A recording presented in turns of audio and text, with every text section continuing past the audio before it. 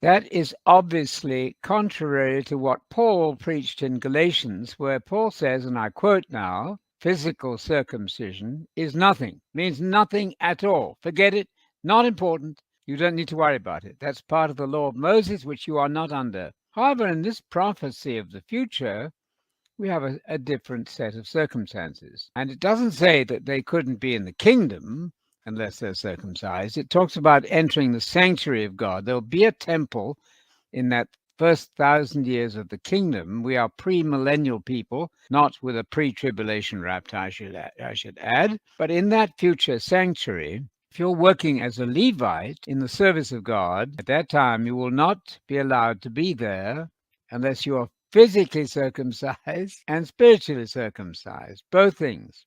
Now, here's what I suggest.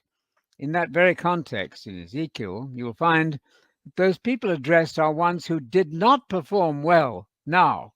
They didn't do their Levitical service at all well. They really messed up in that very important charge that they had. So why wouldn't God then, why shouldn't he, if he wishes, and Jesus working with him, why shouldn't they make them do that Levitical law properly? In other words, what I'm suggesting is, how about reinstating the tutor? You know, in Galatians, Paul says the law is a guardian, a tutor, a supervisor until Christ came. I get that. We know that.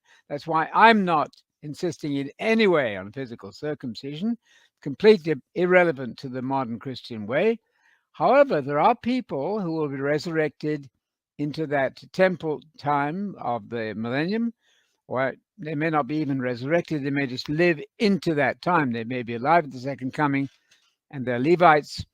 And God says to them, I want you to show me you can do what you never did properly. And I'm going to make you be physically circumcised if you're a foreigner or otherwise working in the temple.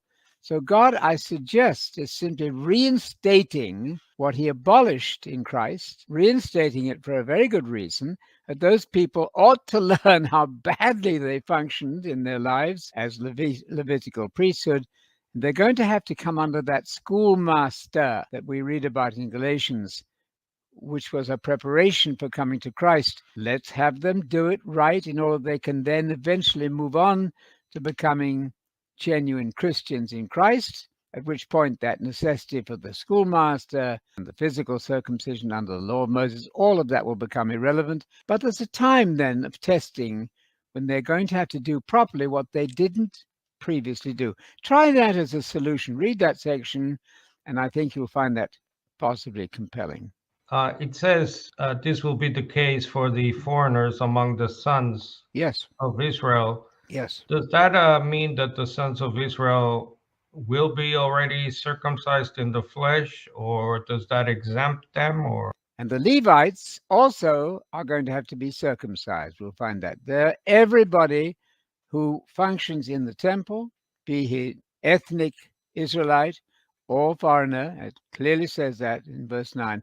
All the foreigners who are living among the physically nationalistic or national Israel, all foreigners. It's exactly, I think you remember that text, isn't it, in Genesis 17 or so, where that same stipulation is said exactly.